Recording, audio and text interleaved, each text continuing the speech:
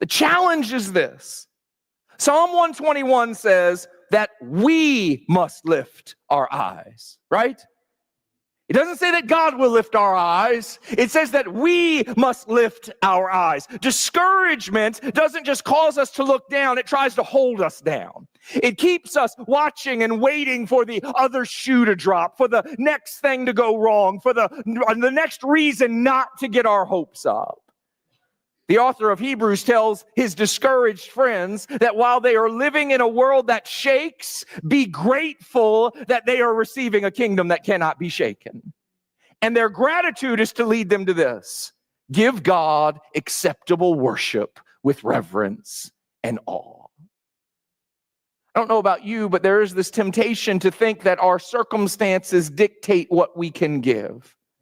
Right, that how can I be grateful when this is going on? How can I worship while I don't have this? We have this tendency to believe that our circumstances are the evidence of God's goodness, rather than, again, remembering that God demonstrated his own love for us in this. While we were still sinners, Christ died for us. And so there's this reality that the cross will always be worthy of our gratitude and our worship. Our circumstances have nothing to do with any of this, other than a reminder that he who keeps you will not slumber or sleep.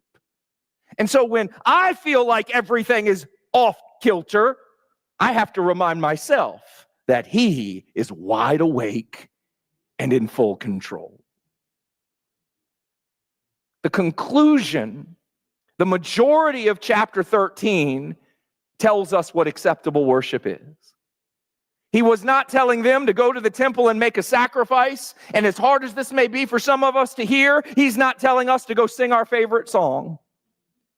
Worship is the condition of the heart that leads us to a life of obedience. Worship that doesn't provoke obedience is not worship.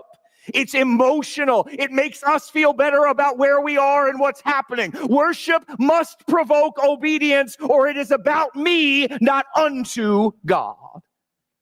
As we talked about last week, acceptable worship is loving each other, showing hospitality to strangers, remembering those who are in prison and mistreated as if we were right there with them. It's honoring marriage with sexual purity and being content for one reason: because God is with us.